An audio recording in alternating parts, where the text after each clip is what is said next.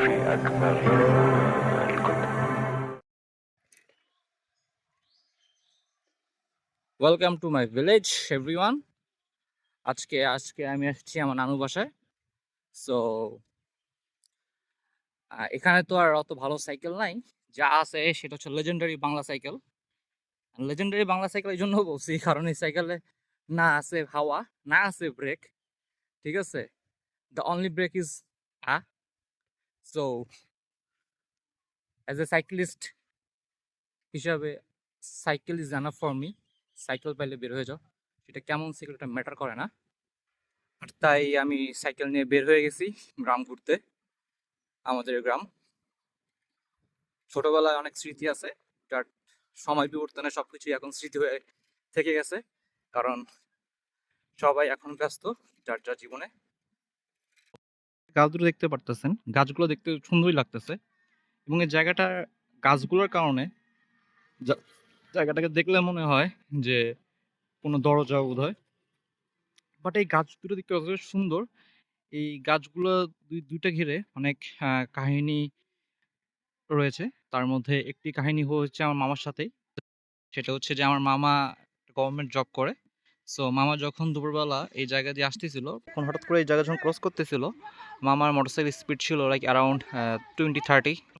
মনে হয়েছে কেউ বোধহয় পিছন থেকে জোরে ধাক্কা মারছে অ্যান্ড মামা মোটরসাইকেলতে পড়ে গেছে, মানে পিছন থেকে কোনো কিছু ভারী কোনো কিছু বাড়ি মারছে। বাট রাস্তা তো ফাঁকা ছিল, বাড়ি মারবে কে? যেটা হয় যে মামা উঠতে পারতেছে না, মনে হচ্ছে কেউ বোধহয় মাথাটা পিছন থেকে জোর করে রাস্তার মধ্যে ঠেস দিয়ে রাখছে। সো পরবর্তীতে মামা হামাগুড়ি খাওয়াচ্ছিল ওঠার জন্য, বাট উঠতে পারতেছিল না, কিন্তু মামার জিহ্বা, ঠোঁট সবকিছু অনেক বাজেভাবে কেটে যায়। ঠিক আছে, তো পরে এইদিকে দূরে একটা লোক আর কি আপনার ধান কাটতেছিল। সো উনি দেখতেছে যে ওই এখানে একটা লোক রাস্তার মধ্যে হামাগুড়ি খাচ্ছে। তো উনি ওই জিনিসটা দেখে দৌড়ায় আসছে এবং তারপর মামা আস্তে করে উঠতে পারছে আর কি। সো সো এখন সাইকেল চালাচ্ছি গ্রামের মাঝখান দিয়ে। সো অনেক ভালো লাগতেছে। বাট এখন আপনারা বলতে পারেন, আচ্ছা আপনার হেলমেট কোথায়? বাট ভাই কথা হলো যে গ্রামের মধ্যে সাইকেল চালাচ্ছি, এখানে সাইকেল পাওয়াটাই দুষ্কর। যদিও মানে ভালো লেভেলের সাইকেল, সো এখানে হেলমেট হচ্ছে কাইন্ড অফ বিলাসিতা।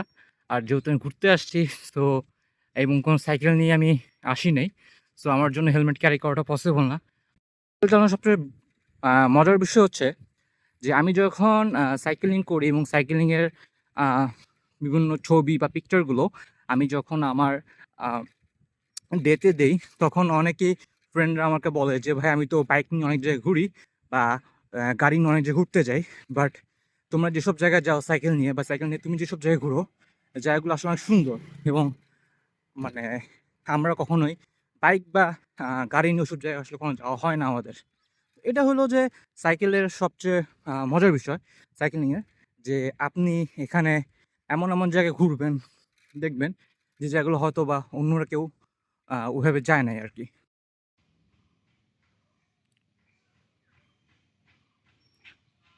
আগে গ্রামে আসলে এই মাঠে অনেক খেলাধুলা করা হইতো। দা হিরো সাইকেল, যেটাতে না আছে কোনো শিমানোর গ্রুপ সেট, না আছে কোনো ফ্যান্সি টায়ার, না আছে অ্যালুমিনিয়াম ফ্রেম, না আছে কার্বনের fork. It's all iron build. সাইকেলিস্টের পরিচয় হলো সে সাইকেল চালানোর জন্য তার সাইকেল হইলে হলো, ঠিক আছে, তার সাইকেল হইলে হইলো নো ম্যাটার সাইকেলটা কেমন।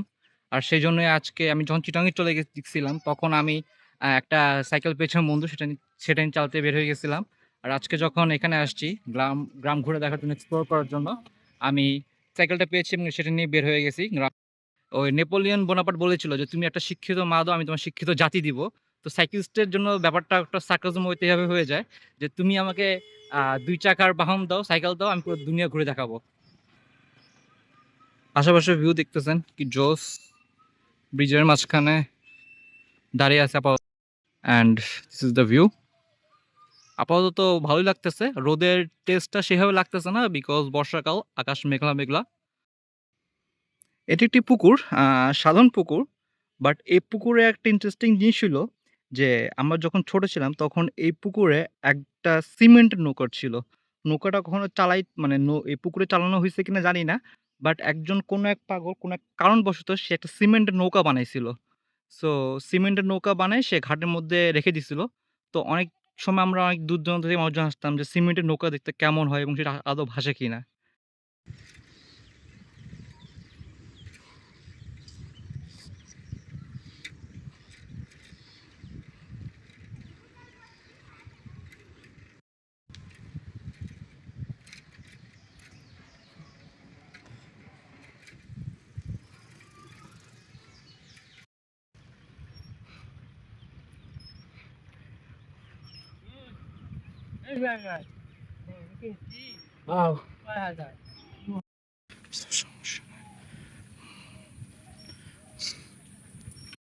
আমি এখন আছি আখেরি নদীতে।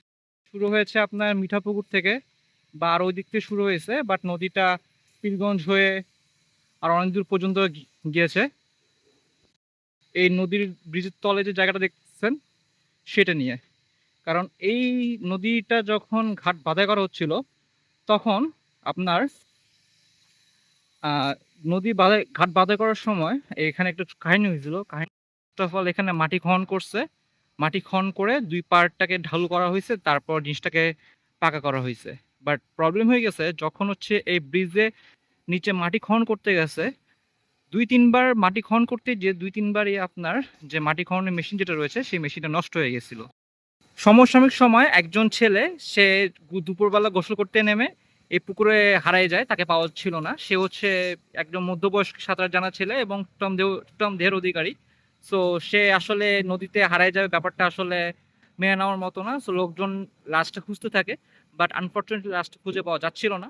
সো পরবর্তীতে যেটা হয়েছিল যে ওই একজন ডুবুরি এসেছিল, ডুবুরি এসে লাশ খোঁজার জন্য পানির নিচে নেমেছিল। বাট আসলে সেও মানে রাস্তা তো খুঁজে পায়নি। সে অনেক কষ্ট করে পানির নিচ থেকে উঠে আসছিল। বিকজ তার থেকে মনে হচ্ছিল যে কোনো কিছু একটা তাকে নিচ দিকে টানতেছিল আরকি। ঠিক আছে? এখন হয়তোবা এখানে নদীর পানি এখন অনেক কমই আছে।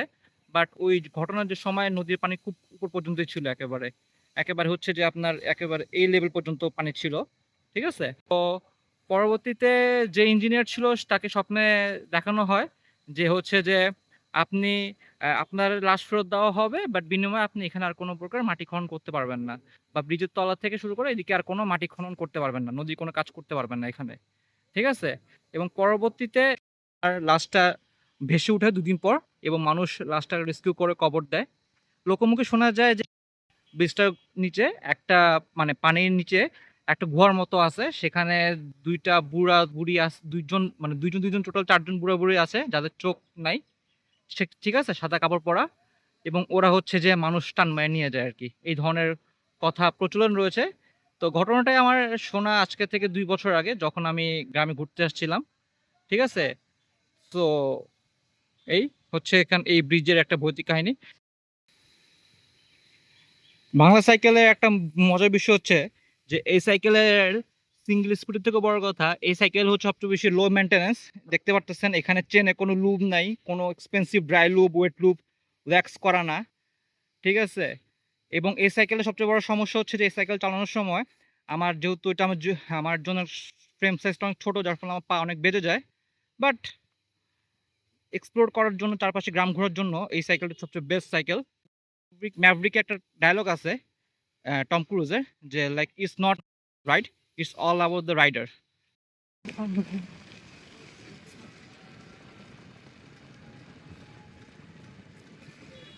Everyone, it's day 2 at Rangpur. আজকে আমার বাহন আমার এক খালাতো ভাইয়ের পিচ্চি খালাতো ভাইয়ের একটা Bangla hero cycle, sorry Chinese hero cycle.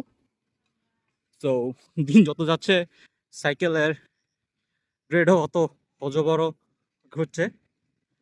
But main fact হলো একটাই যে সাইকেল চাকা ঘুরবে, এক্সপ্লোর হবেই। নো ম্যাটার যেখানে যাই, যে সাইকেলে পাই, সাইকেল চালানো বন্ধ থাকবে না।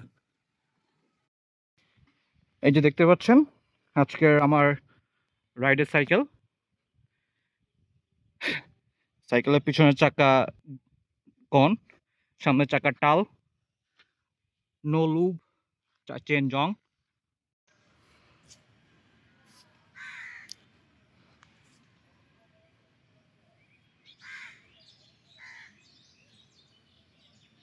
হুম, হুম।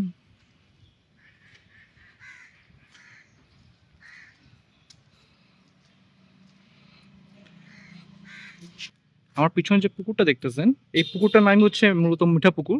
অ্যান্ড এই মিঠা পুকুরের নামেই এই জায়গার নাম মিঠা পুকুর হয়েছে। মিঠা পুকুর নামকরণ হওয়ার পিছনের মেইন রিজন হচ্ছে যে এই পুকুরটা এখন বর্তমানে পুকুর থাকলেও কোনো এক সময় এই এই পুকুরটা নদীর সাথে কানেক্টেড ছিল এবং সে সময় আপনার জাহাজে করে মাল আনা-নেওয়া করা হইতো, ছোট জাহাজগুলো করে। সো কোনো এক সময় একটা জাহাজে চিনি নিয়ে যাওয়া হচ্ছিল এবং জাহাজটা কোনো কারণে ডুবে যায় এবং ডুবে যাওয়ার ফলে আপনার যেহেতু চিনি ছিল পুকুরের পানির সাথে মিশে গেছে, তো পুকুরের পানিটা মিষ্টি হয়ে গেছিল। তো যার ফলে এই পুকুরটার নাম মিঠা পুকুর হয়ে যায়। আর যেহেতু তখন জায়গা জিনিসপত্র মানে সময় অতটা আপডেট ছিল না। সো মানুষের যেহেতু বুঝ কম ছিল, সো এই যে জায়গাটার নাম এই পুকুরটার নামে মিঠা। হুম, হুম, হুম, হুম,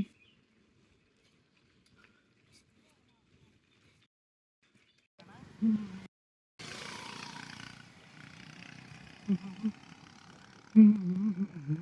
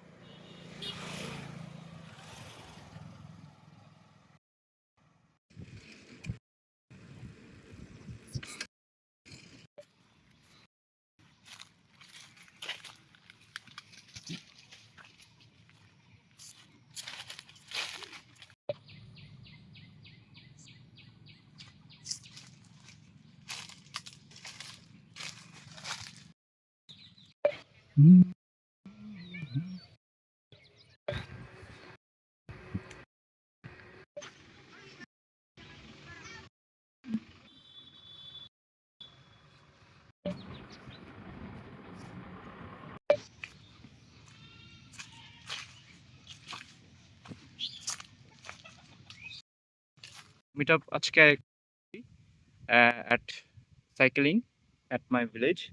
So আজকে আমার সাথী হলো another hero cycle, Bangla cycle. হ্যাঁ, আর আজকে মূলত আসছি আমার দাদুর বাসায়। তো এখানে আমাদের অনেক আম বাগান আছে। সো আজকে রাইড হচ্ছে অনেকটা আম রাইড। আম বাগানগুলোতে ঘুরতেছি। বাসার জন্য আম নিচ্ছি, অনেকগুলো আম নিছি। আরও আম আমাদের বিভিন্ন বাগানে বিভিন্ন ধরনের জাতের আম আছে। সো প্রত্যেকটা থেকে আম কালেক্ট করতেছি বাসায় নেওয়া ভাইদের জন্য।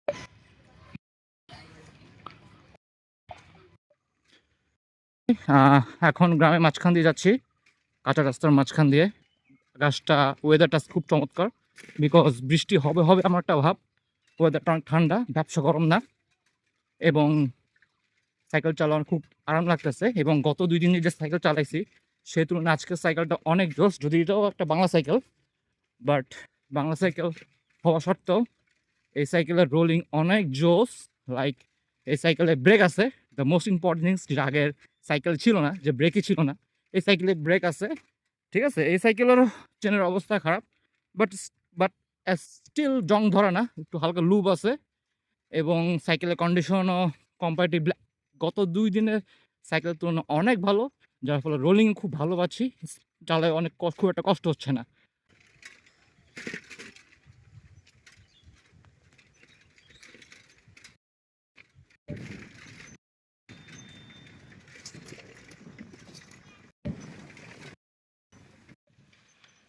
এই রাস্তাটা অনেক সুন্দর একটা রাস্তা। এই রাস্তাটা মূলত গেছে হচ্ছে যে আপনার মিঠাপুকুর থেকে সরাসরি ফুলবাড়ি পর্যন্ত। ফুলবাড়ি যে কয়লা ফুলবাড়ি দিয়ে গেছে, ওখানে যে কয়লা কেন্দ্রটা আছে ওখানে যাওয়ার জন্য রাস্তা তৈরি করা হয়েছে। অনেক আগেই তৈরি করা হয়েছে এটা, লাইক। অ্যান্ড যার জন্য দেখতে পারতেছেন যে রাস্তা দিয়ে অনেক বড় বড় ট্রাক ট্রাক চলাচল করতেছে। তো রাস্তাটা অনেক সুন্দর লাগে, বিকজ মানে একটা জাস্ট বড় একটা হাইওয়ে রাস্তা, and দুই পাশে প্রচুর গাছগাছালি। তো যতবারই রাস্তা দিয়ে যাই অনেক ভালো লাগে।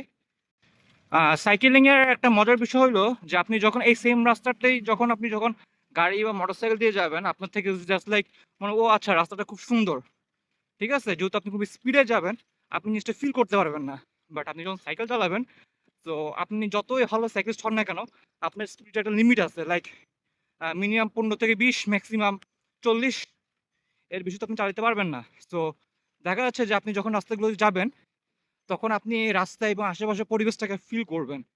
অ্যান্ড পরিবেশের ফিল করার যে মজা, সেটা আপনি যতক্ষণ পর্যন্ত ফিল করতেছেন না, প্রকৃতি ফিল করতেছেন না, ততক্ষণ পর্যন্ত আপনি মিঠাপুকুরে আপনার যেহেতু লাল মাটি, তো এখানে হচ্ছে যে আপনার পলি মাটি না। তো যার ফলে এখানে ফসলের অপশনটা খুব লিমিটেড। তো যার ফলে এখানে বলতে পারেন যে আপনি পুরো গ্রামে আসলে গ্রামের পর গ্রাম শুধু এখানে হাড়িভাঙ্গা আম এবং বিভিন্ন আমের সাইকেল চার্জার হয়ে গেছি গা। অ্যান্ড দুপুর বাজে এখন অলমোস্ট, দুপুর না এখন অলমোস্ট বিকাল হয়ে গেছে গা, 4টা বাজে। তো সেই জন্য ভাত খেতে এসে গেছি এখানে একটা বাজারে। এবং এই বাজারে সবচেয়ে মেন বিষয় হলো যেটা, যে এই বাজারের গরুর মাংস যেটা রয়েছে কালাভুনা ও লালভুনা, এটা অনেক ফেমাস। অ্যান্ড এখানকার মানুষ অনেক দূর দূরান্ত থেকে এখানে খেতে আসে অলওয়েজ। এবং লাস্ট টাইম যখন আসছিলাম, অনেক আগে আসছিলাম, তখন হোটেল অবস্থা মোটেল ভালো ছিল। বাট এখন পুরো হোটেল ডেকোরেশন চেঞ্জ, অনেক ভালো হয়ে গেছে গা। যে আপনার কালাভুনা, এটা হচ্ছে রংপুরের স্টাইলে কালাভুনা। সাথে হচ্ছে যে আপনার ভাতের সাথে কমপ্লিমেন্টারি বাদাম ভর্তা ফ্রি অ্যান্ড ডাল। তো এদের খাবার অনেক মজা। সো দ্যাটস ওয়াই আমি আসছি খাই। এসে হোটেল এখানে আমি মাত্র লাঞ্চ করলাম। সো এখন যেহেতু অলমোস্ট 5টা বেজে গেছে, সেই জন্য জায়গাটা ফাঁকা। বাট দুপুর টাইমে এখানে আসলে লাইক এত ভিড় থাকে যে মানুষ বসার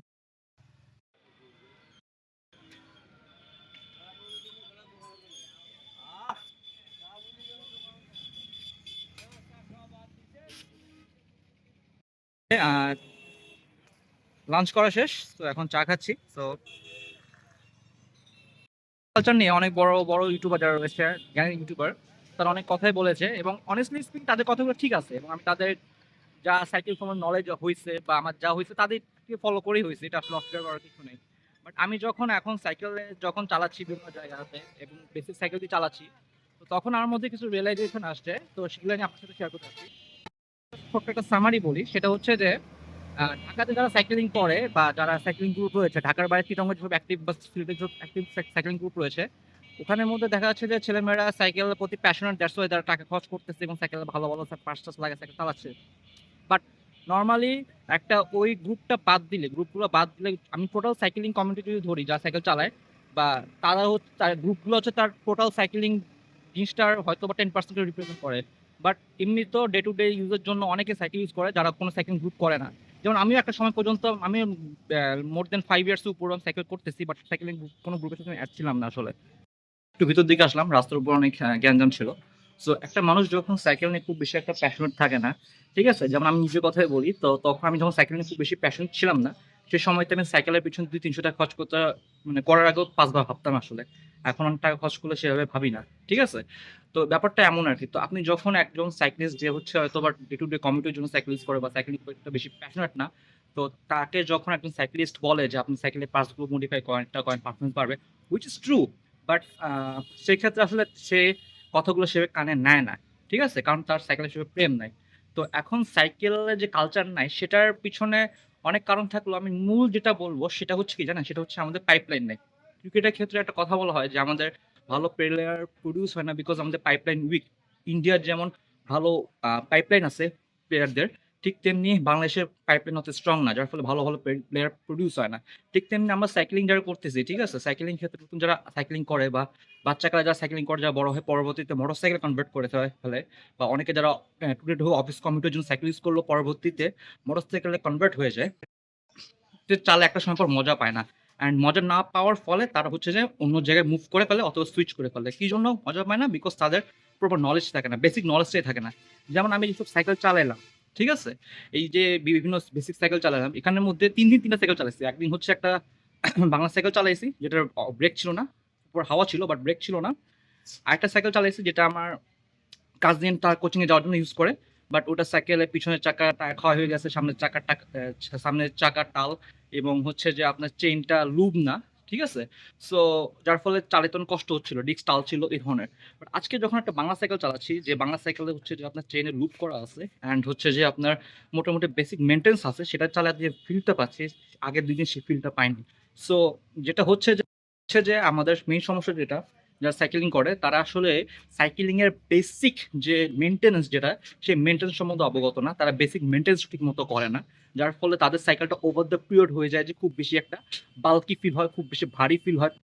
তাদেরকে সাইকেল আপগ্রেড করার আগে তাদেরকে এটা বলা উচিত যে তাদেরকে সাইকেল কিভাবে মেইনটেন্যান্স করতে হবে। তো সেই ক্ষেত্রে যেটা হবে যে তারা এট লিস্ট সাইকেলটা চালায় মজা পাবে। এখন তারা যখন মজা পেয়ে যাবে, তারা যখন সাইকেলটা চালায় কমফোর্ট ফিল করবে, লং টার্ম চালাবে, তখন তো অটোমেটিক আপগ্রেডের দিকে ঝুঁকবে। ঠিক আছে? সো আমার মনে হয় যে আপনার সাইকেলিং এর ক্ষেত্রে যারা এক্সিস্টিং যারা সাইক্লিস্ট আছে, তাদের নতুন সাইক্লিস্টদের যাদের সাথে কমিউনিকেশন হয় বা কনট্যাক্ট হয়, তাদের বা নতুন সাইক্লিস্টকে উদ্বুদ্ধ করার ক্ষেত্রে আমাদের উচিত তাদেরকে পার্টস আপগ্রেডের দিকে মোটিভেট না করে তাদেরকে বেসিক সাইকেলের মেইনটেন্যান্স সম্বন্ধে খুব ভালো করে অবগত রাখা। যাতে তারা তাদের যে বেসিক সাইকেলটা রয়েছে সেই বেসিক পার্টস বা বেসিক যে আ ফুল পটেনশিয়াল পারফরম্যান্সটা পায়। ঠিক আছে? তারা যখন তাদের ফুল পটেনশিয়াল পারফরম্যান্স যখন সাইকেল থেকে পাবে তাদের বেসিক মেইনটেন্যান্স এর মাধ্যমে, এবং তারা যখন সাইকেলে আরো বেশি ইনটু হবে, তখন তারা অটোমেটিক আপগ্রেড হয়ে যাবে এবং তখন তারা এই যে শিফট যেটা হইতেছে, সাইকেল থেকে বাইকে শিফট হওয়া বা সাইকেল বন্ধ করে দেওয়া, যে এখান থেকে সরে এসে তার সাইকেলটা কন্টিনিউ করবে। অ্যান্ড কন্টিনিউ করলেই তখন সাইকেলিং কমিউনিটি বাড়বে, সাইকেল কালচারটা বাড়বে।